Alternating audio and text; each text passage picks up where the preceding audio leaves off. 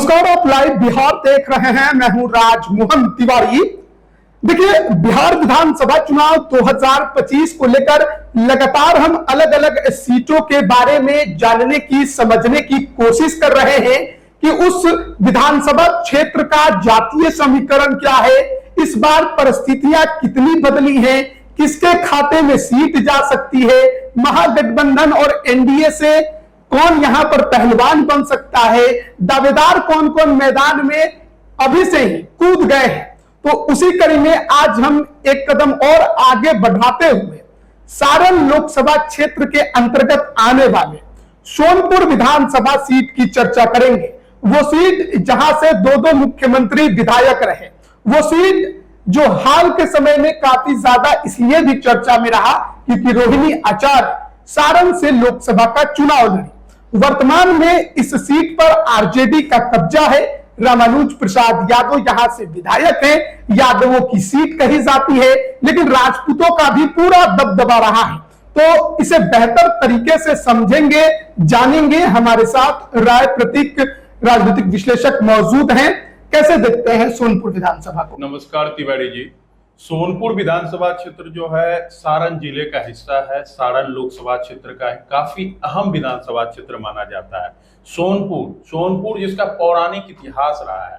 सोनपुर में गंगा और गंडक नदी का संगम स्थली है, जिसको हरिहर क्षेत्र भी कहा जाता है। हरि मतलब विष्णु, हर मतलब भोलेनाथ, शंकर भगवान। तो वैष्णव समुदाय और शैव समुदाय का एक संगम स्थली है। और यहाँ पे कहा जाता है कि यहाँ सोनपुर क्षेत्र का मेला जो होता है वो काफी प्रसिद्ध था और मौर्यकालीन इतिहास से भी पूर्व से पहले का ही इतिहास है सोनपुर मेला का। और ये व्यापार का बहुत बड़ा केंद्र होता था सोनपुर विधानसभा क्षेत्र में 2 प्रखंड आते हैं, सोनपुर और दिघवारा, जिसमें देखिए कि और यहाँ पे देखिए अभी हाल के समय में जो विकास, भारत सरकार और बिहार सरकार का जो विकास हो रहा है, उसमें देखिएगा कि सोनपुर को हमेशा नया जिला, नया अनुमंडल, नया जिला बनाने का मांग होता है। क्योंकि सोनपुर विकास का एक अपना खुद का प्राधिकरण भी है, वहाँ एयरपोर्ट की मांग होती है। ये जो प्रयागराज बनारस से जो हल्दिया तक का जो गंगा रूट है, उसमें एक बंदरगाह भी सोनपुर के आसपास जो है भारत सरकार द्वारा निर्माण कराया गया है।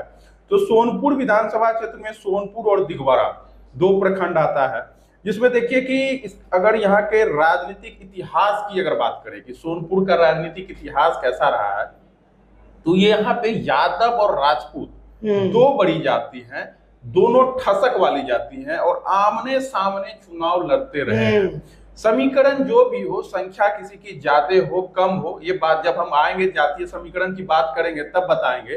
लेकिन यहाँ पे यादवों और राजपूतों का दबदबा रहा है। क्योंकि ये देखिए, ये जो सारण कमिश्नरी है और उधर से देख लीजिए पूर्वांचल का आपका गोरखपुर, देवरिया, कुशीनगर, बस्ती, ये सब का जो क्षेत्र है, ये सब प्राचीन राजवंश होता था, बगोच वंश की शासित धरती रही है।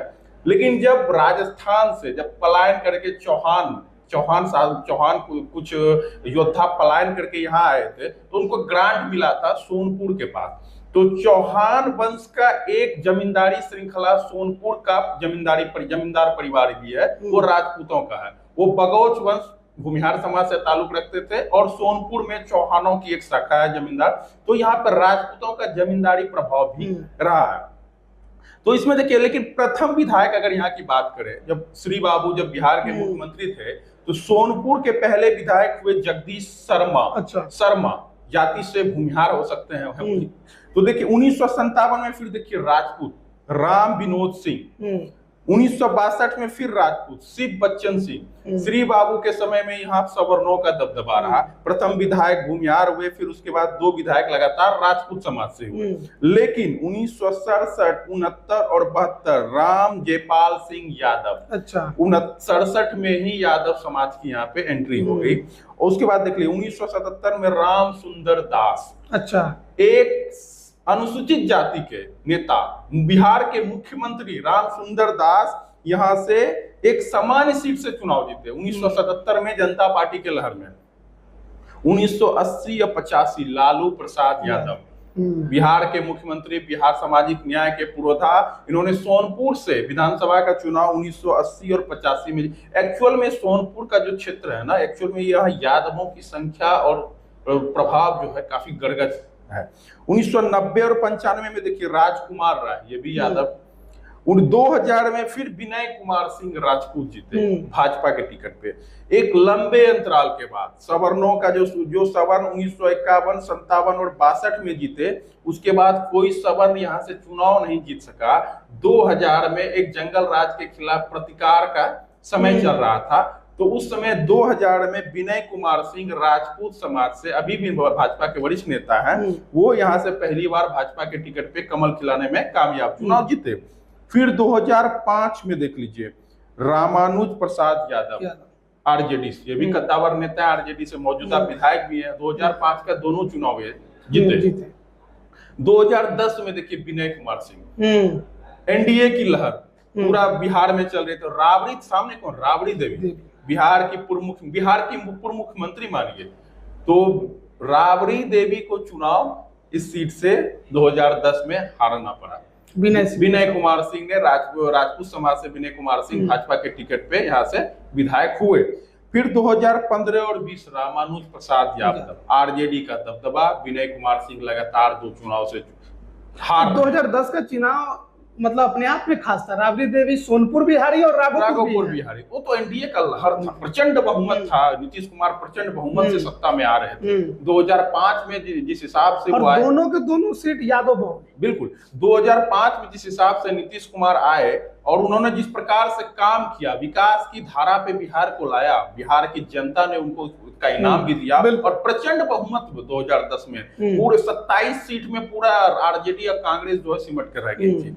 अब देख लीजिए 2015 और 20 में रामानुज प्रसाद यादव, 2015 और 2020 का चुनाव बहुत ही बड़े अंतर से भाजपा यहाँ हारी है। 2015 में 37,000 मतों का अंतर था। और कैंडिडेट कौन थे? विनय कुमार सिंह, बीजेपी। अच्छा। 2020 में भी 23,000 वोटों से चुनाव हारे विनय कुमार सिंह भाजपा के टिकट पे। तो यहाँ देखिए राजपूत समाज हाल के समय में महज 2 बार, 2000 और 2010 में मात्र 2 बार ही विधायक 20 साल में, पिछले 50 साल में, अगर 1960 के बाद का दशक हम छोड़ दें, 60 के बाद की बात करें, तो पिछले 50-60 सालों में मात्र 2 टर्म यहाँ से राजपूत समाज के विधायक रहे, वो भी विनय कुमार सिंह भाजपा के टिकट पे 2000 में और 2010 में। अब यहाँ पे देख लीजिए विनय कुमार सिंह 2 चुनाव लगातार बड़े अंतर से चुनाव हार चुके हैं। दावेदारों की चर्चा करें उससे पहले एक बार सोनपुर का राजनीतिक जातीय समीकरण देख लेते हैं, बनावट क्या है। तो 2 प्रखंड आता है, सोनपुर और दिगवारा, ठीक है। तो सोनपुर प्रखंड में देखिए सोनपुर विधानसभा में टोटल वोटर 3,11,000, जिसमें SC/ST वोटर जो है 35,000 है, जिसमें रविदास समाज के वोटर ज्यादा है SC तुलना में। मुस्लिम वोटर जो है वो 16,000, अपेक्षाकृत कम है। राजपूत वोटर 35 से 40,000 है। 35 से 40 दावा करते हैं कि हम 50,000 के आसपास है। राजपूत समाज का दावा होता है, जो राजपूत समाज के दावेदार हैं वो दावा करते हैं कि हमारा वोटर यहाँ 45-50,000 है। लेकिन जो एक वस्तु स्थिति है सोनपुर विधानसभा क्षेत्र की, यहाँ पे राजपूत समाज के वोटर 35,000 ही है, अधिकतम आप 40,000 कह सकते हैं। यादव समाज का वोटर है 75,000। हाँ, एकल जाति में सबसे ज्यादा यादव समाज का है और यादव समाज की ये बड़ी सीट है, इसमें कोई दोमट वाली बात नहीं है।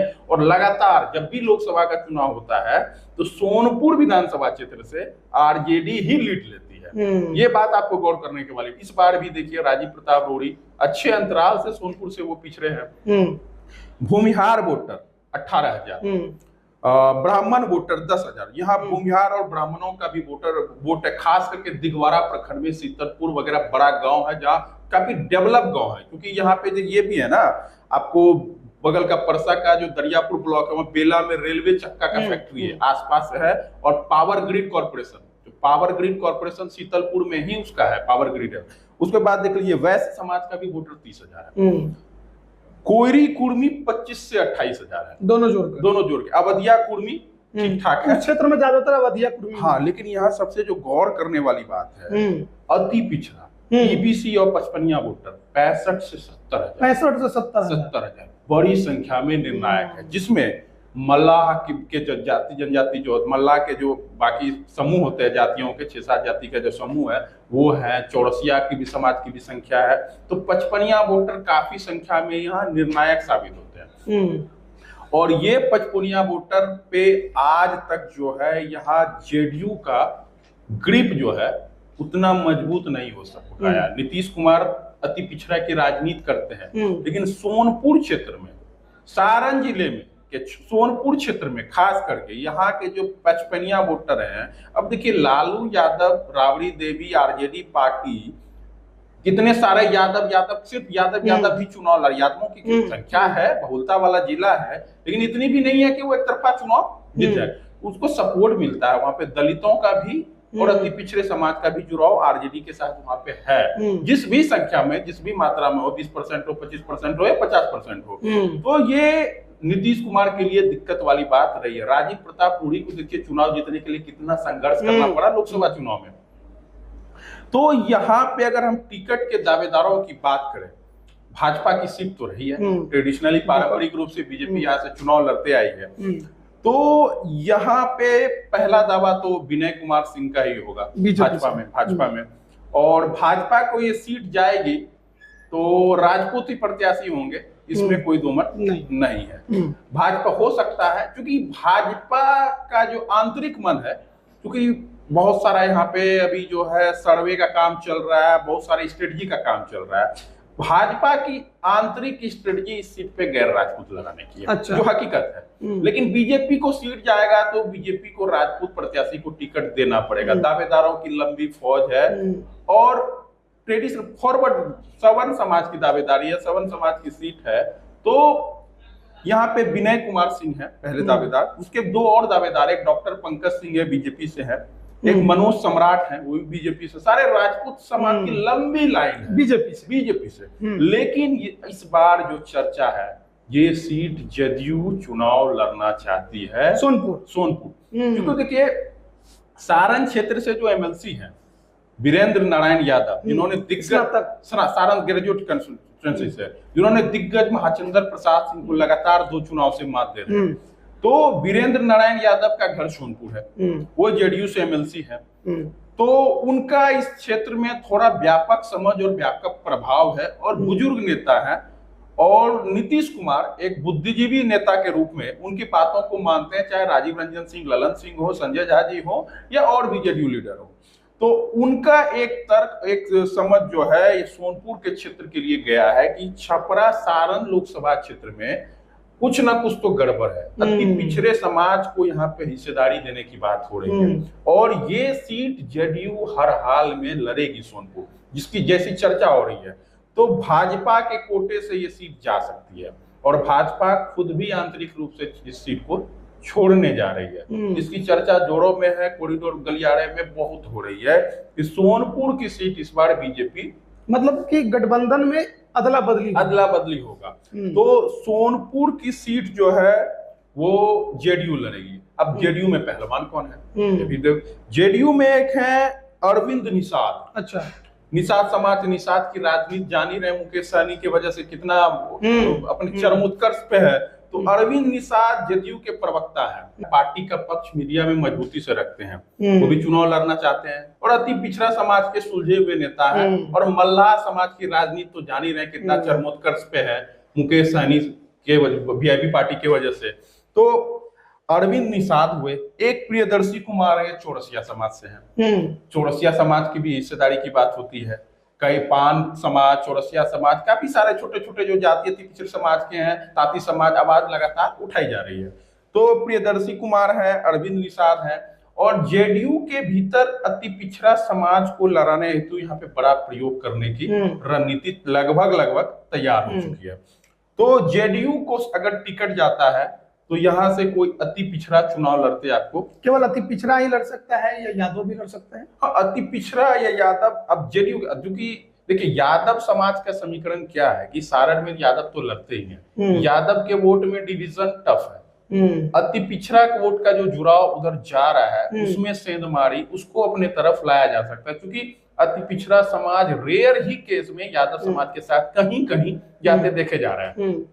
तो उसमें एक सोनपुर का भी क्षेत्र है। तो यहाँ पे अति पिछड़ा समाज को चुनाव लड़ाने की तैयारी जदयू के भीतर है। अगर सीट जदयू को जाता है तो अति पिछड़ा समाज यहाँ से चुनाव लड़ते देखा जा सकता है। अगर भाजपा को जाएगा तो ऑब्वियस सी बात है, यहाँ पे राजपूतों की दावेदारी काफी मजबूत है, लंबी फौज है। अब आरजेडी की बात कर ले। आरजेडी में रामानुज प्रसाद यादव पुराने नेता, धुरंधर, सिटिंग विधायक, टिकट कटना तो टफ है।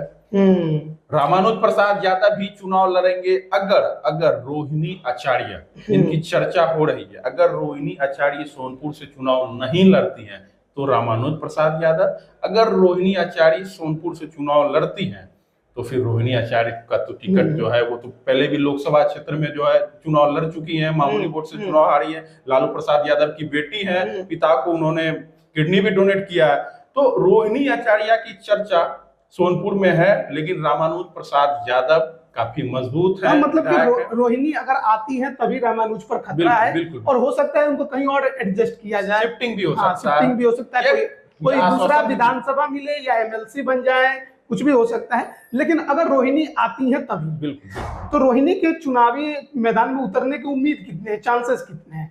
देखिए चर्चा है, क्योंकि एक तरफ राघोपुर तेजस्वी यादव, अभी तेज प्रताप का मामला थोड़ा फंस गया है, विवाद काफी गहरा गया है, परिवार से और पार्टी से बर्खास्त हैं, तो एक सीट खाली हो गई है। देखिए राघोपुर और सोनपुर ये लालू परिवार की ही सीट है, दोनों आस पड़ोस की सीट है, ज्यादा दूरी नहीं है। दो जिला अलग है, एक वैशाली जिला है, एक सारण जिला है। तो हमें लगता है कि राघोपुर और सोनपुर लालू परिवार के लिए बहुत ही सेफ सीट है और लालू परिवार को ही वहां से चुनाव लड़ना चाहिए। रामानुज प्रसाद यादव का एडजस्टमेंट फिर किया जाएगा।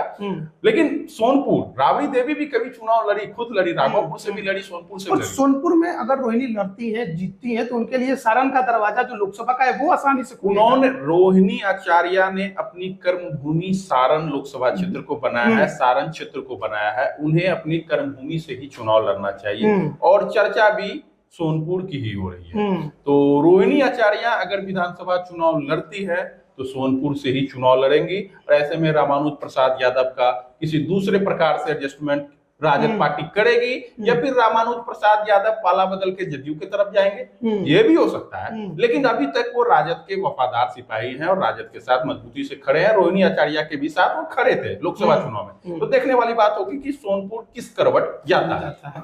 तो देखिए हम लोग बातचीत कर रहे थे सोनपुर विधानसभा को लेकर, क्या कुछ समीकरण वहां पर बन रहा है, किस प्रकार की परिस्थितियां हैं, पहलवान और दावेदार कौन कौन है। आपकी क्या राय है कमेंट करके जरूर बताइएगा। आप सभी का बहुत बहुत धन्यवाद।